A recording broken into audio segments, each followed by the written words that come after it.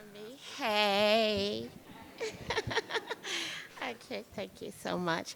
I love, love, love, love, love these type of events because every time I learn something new that mental illness does not discriminate, not at all. But again, I'm Shelda and I'm representing NAMNI, National Alliance of Mental Illness. I'm in a program called In Your Own Voice. And in your own voice, I get opportunity to tell my story. Okay, so I'm going to take y'all on another side of the world with my mental illness story, okay? And the only way I know how to tell my story, my truth, is to be as transparent as possible, okay? Because I know somebody can relate to my story, okay? So, and I'm actually here to give it away to keep it. All right, but I want to start when I was young because that's where most of my traumatic experience first developed when I was a young child.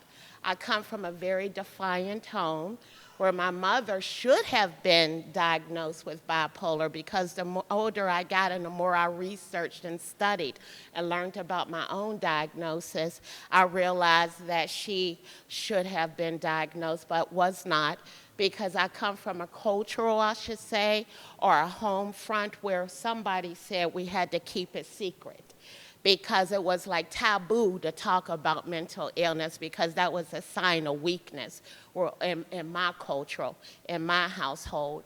So a lot of things I've done to suppress, you know, how I was feeling, what my mother was doing. She was very abusive at times, happy at times, sad at times, crying at times, giving away money at times, whooping me at times, you know, so I have a variety of a lot of dysfunction and different emotions. So in order to suppress that, I learned at an early age to self-medicate myself, and it started with marijuana and eventually spiraled as I got older, dealing with my own mental illness into crack cocaine.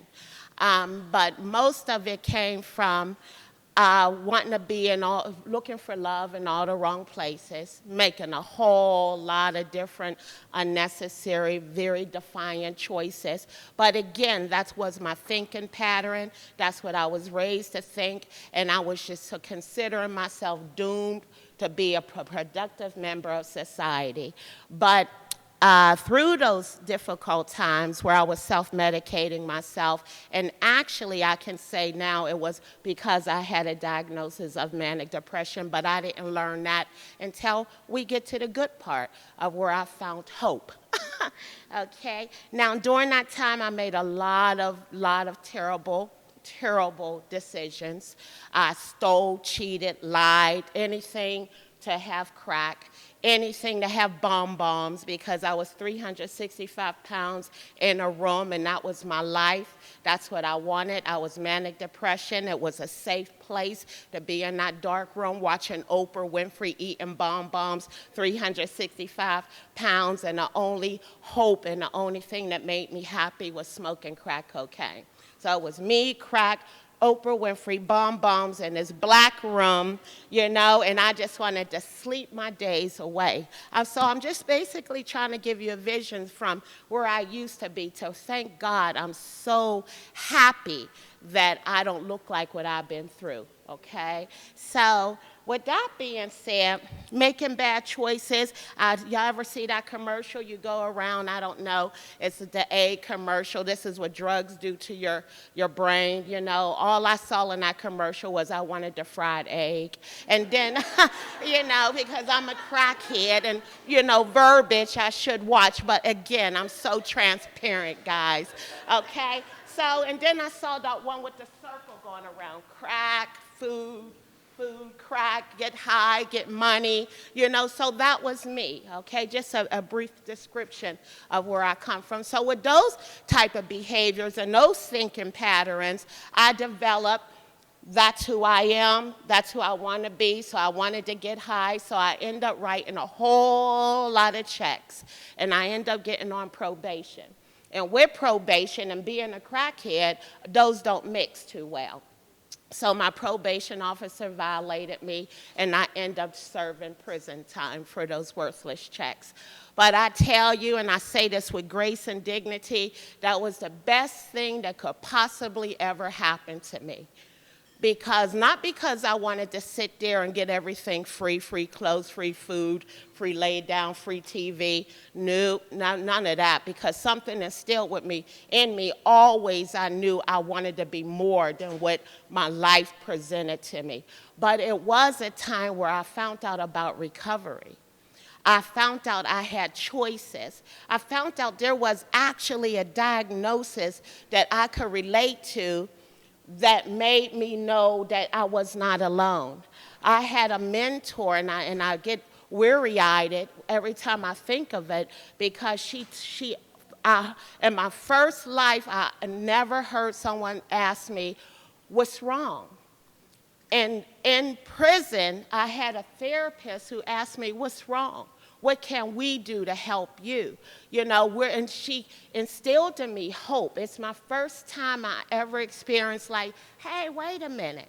I don't have to be like my mom. I don't have to smoke crack in order to deal with this. I can unsuppress it and I can talk about it. You actually mean to tell me there's a diagnosis to why I'm so depressed and why I feel like this? And it gave me a new ideal and a method of thinking. It transitioned me. So when I got out of prison, I just decided to start developing and changing those tools, but it's all in a way I start thinking about myself. I start realizing I had worth. I start knowing I had worth. I had the opportunity to change my life because it was me, the woman in the mirror, that had to make those choices. And I choose me. I choose self-care. I choose different coping strategies. Was it hard? Yes. I'm not going to say when I got out I had this newfound light. No. It's a matter of taking steps. It's a matter of being selfish, knowing that self-care does sometimes mean you have to be selfish. It comes a time in my life where I had to deal with my mother with a long-handled spoon because she was my trigger, because I was in recovery. She wasn't. It comes a time where I had to realize all the people that I hurted during my process of being an addict. My children, have I lost people along the way? Yes, I have. But I have gained so much more. And one of them is the opportunity to sit here and let you guys know that mental illness have no one person they aim at. And there is hope for recovery. There is hope for coping strategies where I had to substitute and balance, and replace all those negative thinkings. Instead of eating bonbons, I choose to go to the gym. I choose to make a lot of self-care choices. Instead of smoking crack, I use my higher power. My pathway to my recovery is my higher power. Some do choose different things, which is great. Awesome, but I'm here just to instill hope in anyone who choose to listen. And at this point, I'm at a point where I choose not to park at the point of my pain. I choose to continue to grow, continue to go on, and continue to give back. I stay very humble to my recovery and for those who choose to listen. And because I'm so humbled, I choose to open up a business where I offer peer mentorship and wellness to recovery and things of that nature. So that's my story. What you see is what you get, and now I'm living happily ever after. And, hey to recovery.